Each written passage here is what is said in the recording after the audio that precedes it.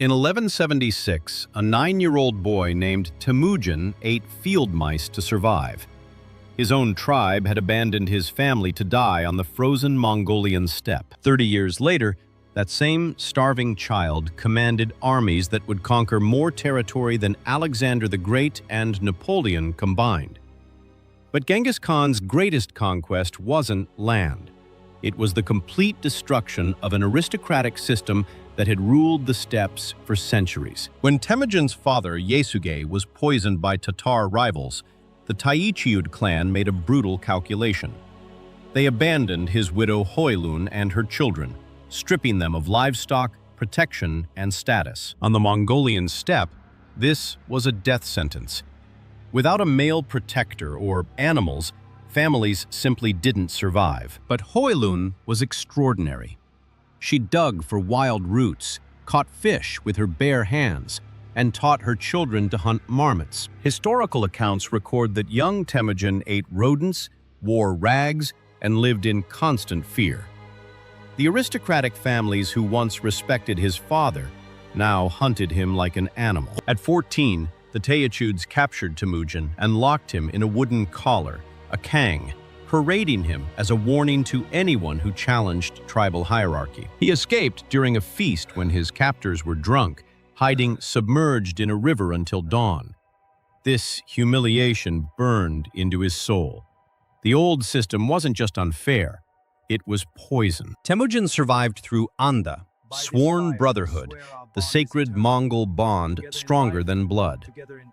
He rekindled his childhood friendship with Jamuka and allied with Togrul Khan, his father's old companion who led the powerful Karait tribe. But in 1184, the Merkits kidnapped his young wife Borta in revenge for an old grudge.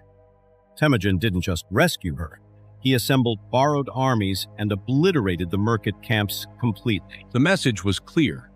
Loyalty to Temujin meant total commitment, and betrayal meant total destruction. Here's where Temujin became revolutionary. While European feudalism locked people into hereditary classes, Temujin built something radically different, a meritocracy. He organized his growing force into units of tens, hundreds, and thousands based on ability, not aristocratic birth.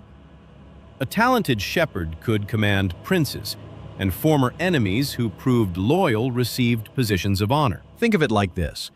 Temujin was debugging the Mongolian operating system. The old code ran on bloodlines and aristocracy. His new code ran on talent and loyalty. But this philosophy put him on a collision course with his Anda Jamuka. In 1201, they went to war, and Jamuka commanded a coalition of aristocratic tribes. Temujin led a diverse army, united by merit. Even when he lost tactically, he won strategically. Jamuka's allies kept defecting to the outsider who rewarded talent over birth. By 1206, Temujin had defeated every rival, shattered hereditary nobility, and established the Yasa, a written law code that applied to everyone equally.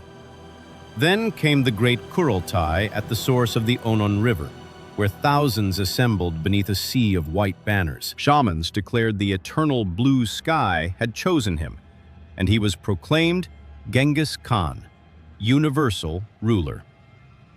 Here's the irony. He conquered not through superior brutality, but superior inclusion. The starving orphan proved meritocracy could defeat aristocracy. And he was just getting started.